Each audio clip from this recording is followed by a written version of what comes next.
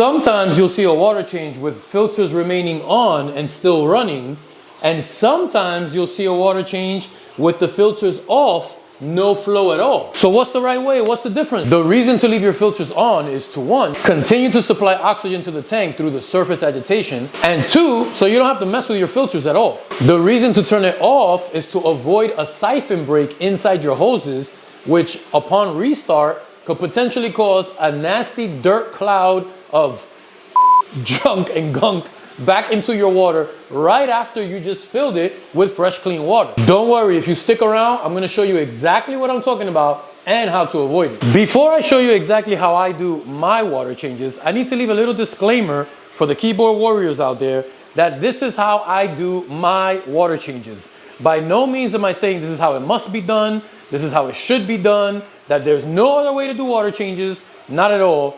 I'm just showing what I do, okay? Peace? Let me start with a bit of context. I do very big 80% water changes weekly on my tanks because that's what benefits my tanks and fish. So because I do big water changes is why at some point I do turn my filters off. We'll get there in a second. I start off by draining my tank and leaving the filters on as it drains.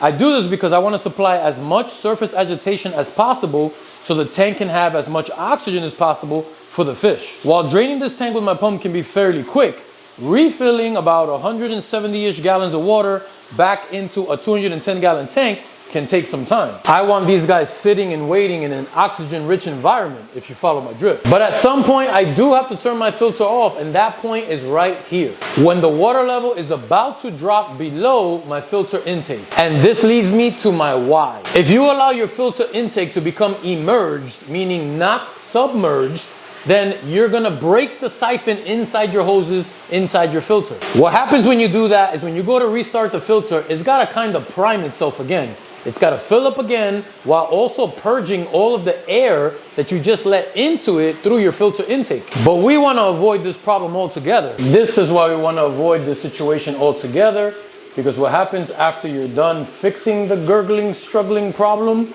is you get a tank that looks like this, right after filling it up with new, fresh, clean water. A huge dirt cloud of trapped crap that was inside your filter and hoses got free during the refill and is now spitting it back out into your water column, causing you to freak out. I know. This isn't gonna spike your ammonia or nitrates or anything like that. Remember, all of these particles were already in your system.